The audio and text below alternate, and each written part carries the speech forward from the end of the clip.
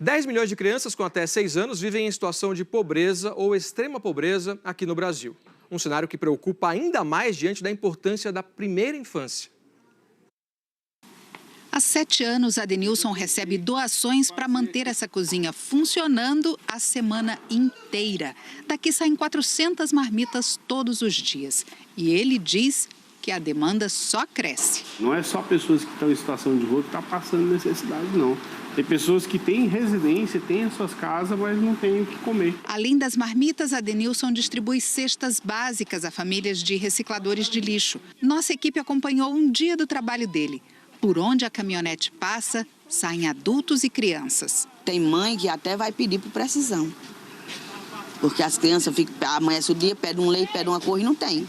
Um cenário que retrata os resultados de um estudo de pesquisadores da PUC do Rio Grande do Sul, que mostra que a pobreza infantil aumentou no país depois da pandemia. Os dados usados são da PNAD contínua do IBGE. A proporção de crianças com até 6 anos vivendo abaixo da linha de pobreza saltou de 36,1% em 2020 para 44,7% em 2021. Quer dizer que cada pessoa da família vive por mês com no máximo R$ 465. E no ano passado, 12,7% estavam na faixa de extrema pobreza. A renda mensal por pessoa não passa de R$ 161.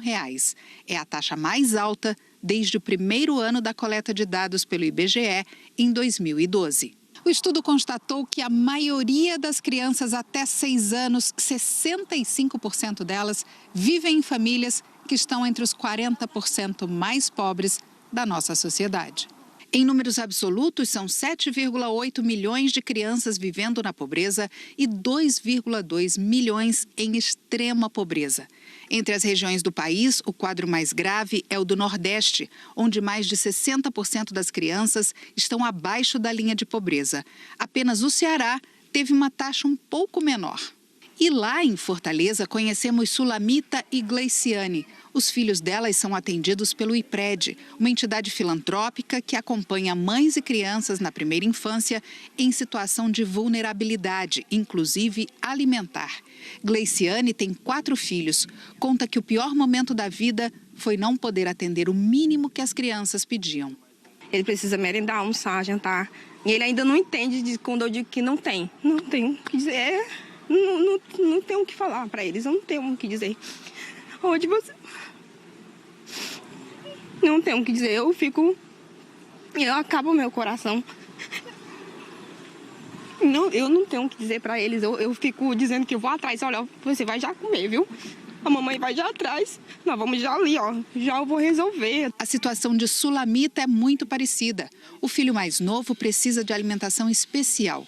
O que conseguiu foi com a ajuda da entidade. O meu filho, ele chegou aqui, ele não andava, ele não sentava. E graças ao IPRED, que eu já conhecia de muitos anos, ele teve a oportunidade de hoje andar, tá falando. Eu vi uma diferença enorme, imensa.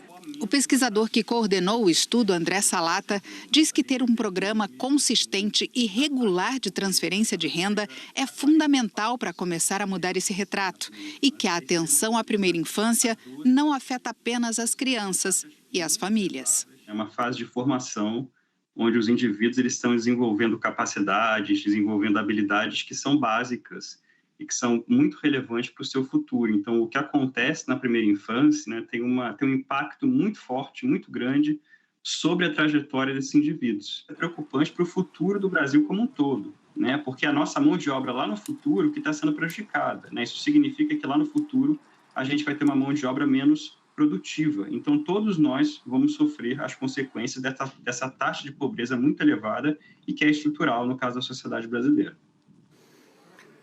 Hoje